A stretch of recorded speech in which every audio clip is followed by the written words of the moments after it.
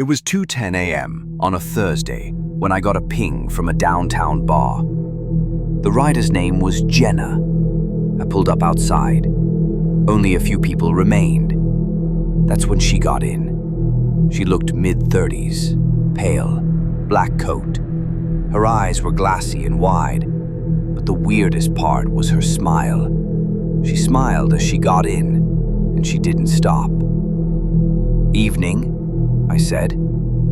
She didn't respond, just smiled wider. I assumed she was drunk or maybe just quiet. I asked if the heat was okay. Still, no answer. Just that same frozen smile, lips pressed tight like she was holding something in. A few blocks in, she finally spoke. Her voice was soft, almost too soft. "Take the old road behind the cemetery, it's faster." That road was pitch black. No lights, no houses, barely any signal. I asked if she was sure. She nodded slowly. That smile never moved. I turned.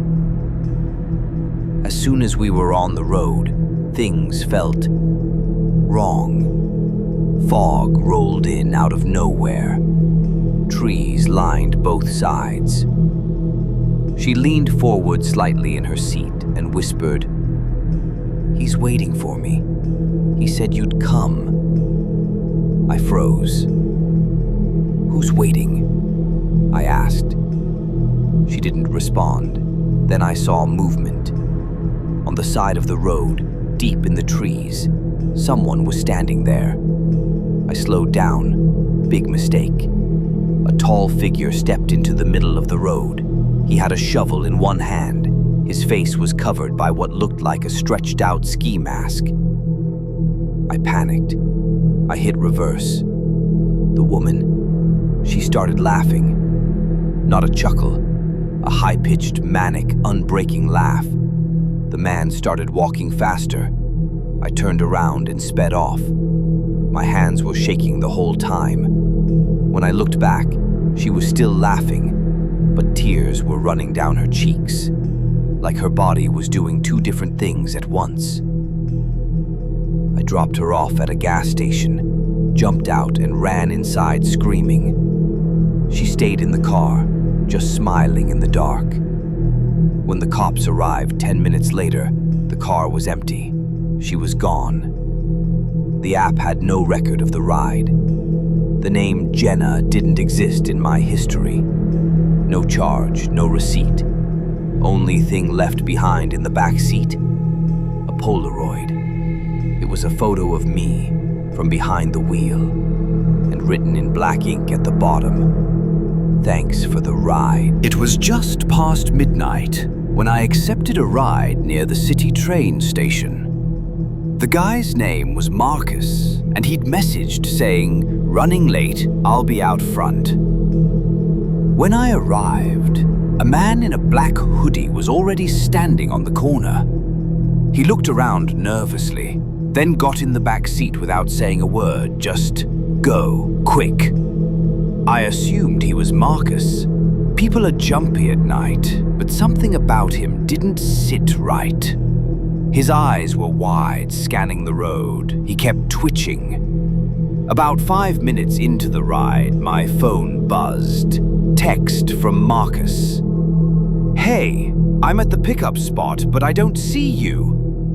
I looked in the mirror at the guy in the back. He noticed. "Problem?" he asked. I said nothing.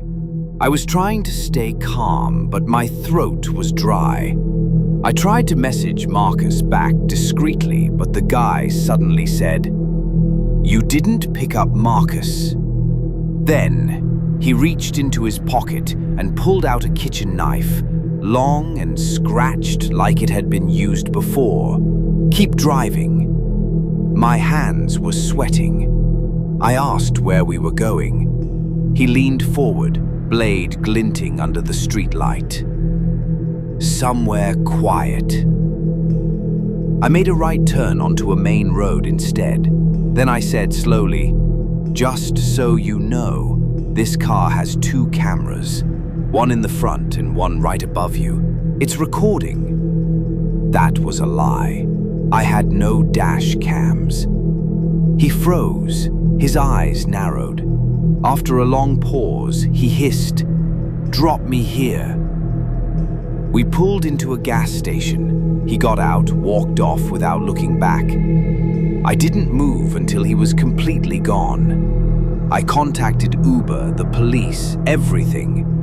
They checked footage from the gas station and security cams in the area, but they couldn't find him. The creepiest part? When I checked my trip history later that night, it showed the ride had never happened.